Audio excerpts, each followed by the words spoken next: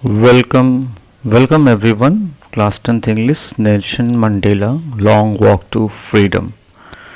This is explanation of this second chapter of Prose. The chapter begins like this. 10th May dawned bright and clear to non-racial government. This paragraph I am going to explain first. For your convenience, hard words with their meanings are given below. So 10th May was the day when Nelson Mandela sworn in as the first black head of state. He has taken oath as the first black head of state South Africa. It was after years of struggle that his anti-racist party came into power. Until then, the seat had always been occupied by white presidents. That is why the author referred to the day as bright and clear. It was a morning full of hope. Days before this date, many notable personalities started congratulating him for his victory. For the first time in the country's history, so many international leaders came together for their inauguration ceremony. The ceremony took place in an open circular building made of sandstone consisting of union buildings in the Pretoria city. Now next paragraph. On that lovely autumn day too, and its people. This paragraph I'm going to explain. The author was accompanied by his daughter Janani on his big day. First, the two vice presidents took an oath. Then, when his turn came, he committed to respect, protect, and abide by the Constitution and to devote his entire self into the welfare of the country. Next paragraph. To the assembled guest, for human dignity. So, explanation. The author also mentions some parts of his speech where he said that everyone by his presence was giving rise to hope for a new beginning. Previous rulers were discriminatory and lasted for long, but the ones who are given the opportunity to rule now, A and C, would stand up against discrimination. He is glad to host a ceremony with the presence of global leaders. It is an achievement in itself. There was a time when South Africa, for practicing apartheid, lost all its international political relationships. Now, when there is no segregation on the basis of race and gender, other nations are happy to have healthy democratic relationships. Finally, they have come to power and they pledge to make everyone proud. He thanked everyone, especially the international leaders, for joining them in celebrating their achievement, which is a step towards an equal society where every human will be treated fairly. Next paragraph. We have at last to God bless Africa. Now explanation. He mentions that after great struggle they have finally achieved political freedom. His government promised to free everyone of the still existing poverty, hardship and inequalities of all kind, along with assuring everyone of a country where no community will be considered inferior. He then exclaims that freedom should rule and may God shower his blessings on their land. Next paragraph. A few moments later to new South African flag. Just after the newly elected president's address to the audience, Nelson Mandela, the 10th May, 1966, stood before the flag, and the An impressive arrangement of fighter jets, helicopter and soldier transporters raised everyone's heads up in the sky. It is symbolized perfection as well as military respect and obedience towards the free country. The high commanders who have won medals for their bravery also saluted and promised their loyalty. Mandela mentions that he was well aware that these commanders who are now saluting him would have arrested him under the previous rule, as during the oppressive white supremacy he was considered to be a criminal. The air show finally ended by making of the South African flag in the sky from smoke beneath the jets. Next paragraph. The days was symbolized to words by heart. Hard words are already given.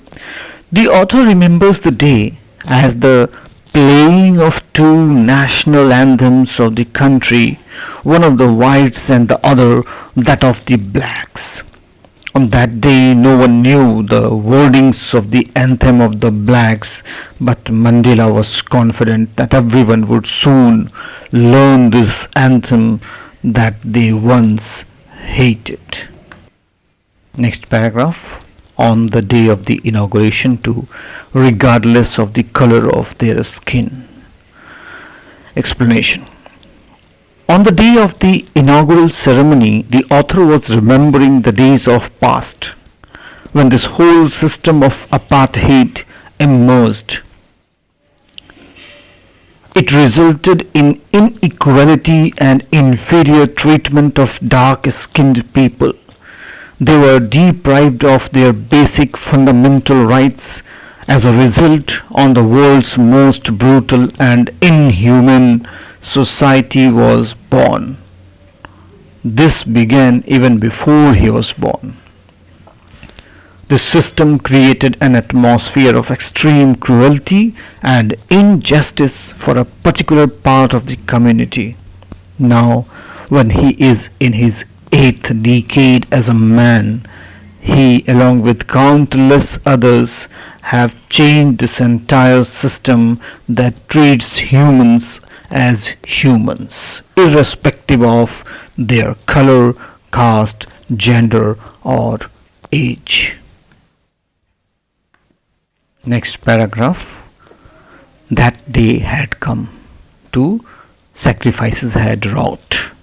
This equal and free country was a result of sacrifices of countless other men and women who have fought all their lives for this day.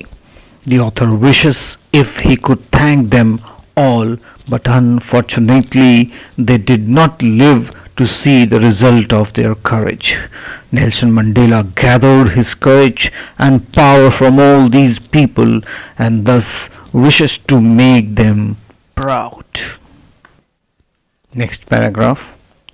The policy to than the purest diamonds. The oppression policy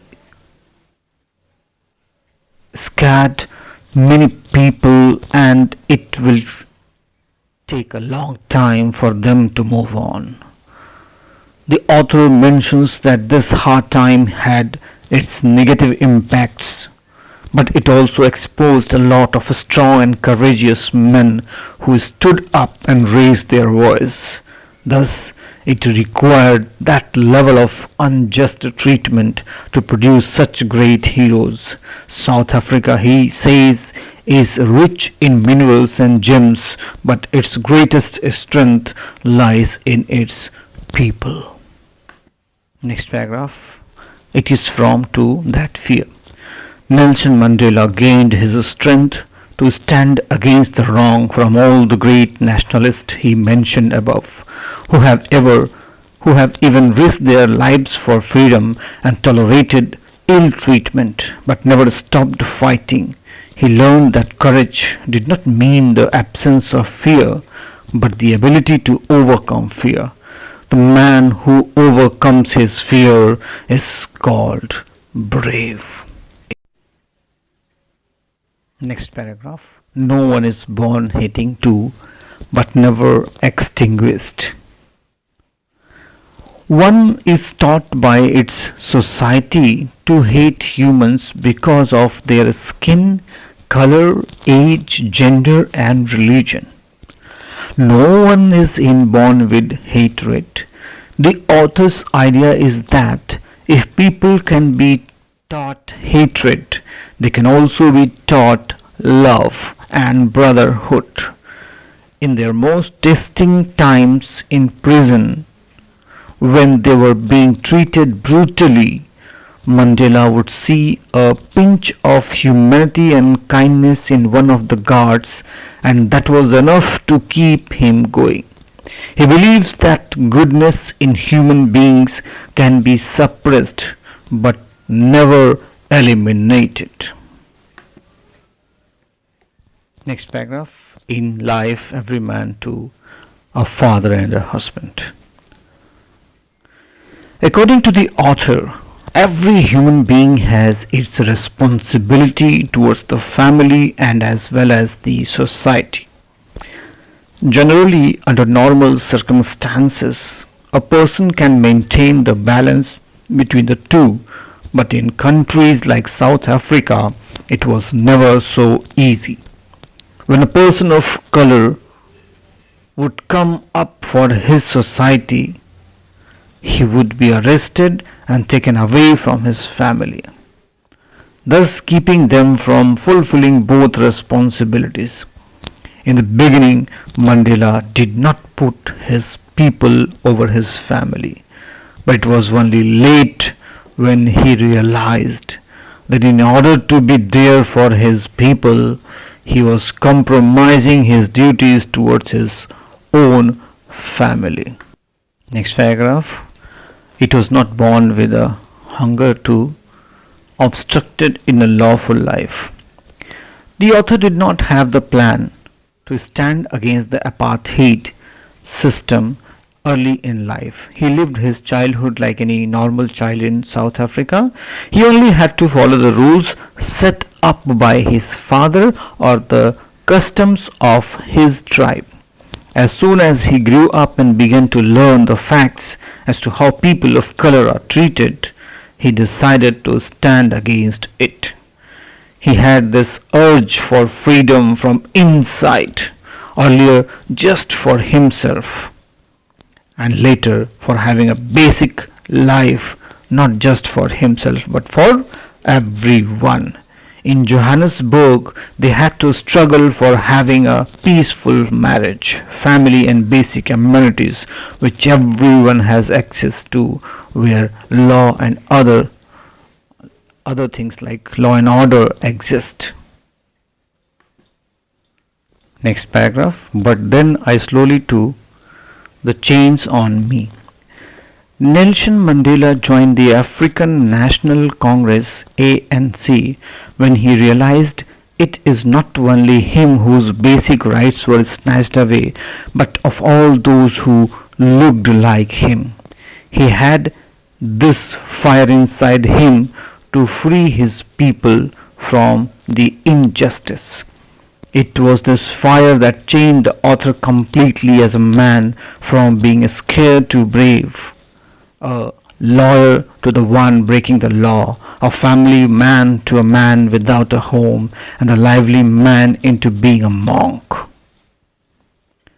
It was the knowledge that he and his people have restricted freedom that made him into a selfless man as opposed to before.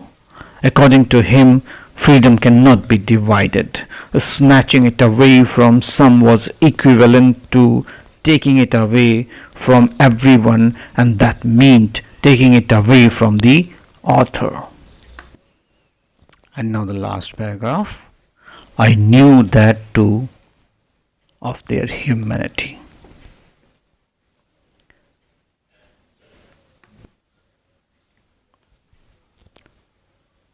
Prejudice is the new word here, a strong dislike without any good reason. And now explanation.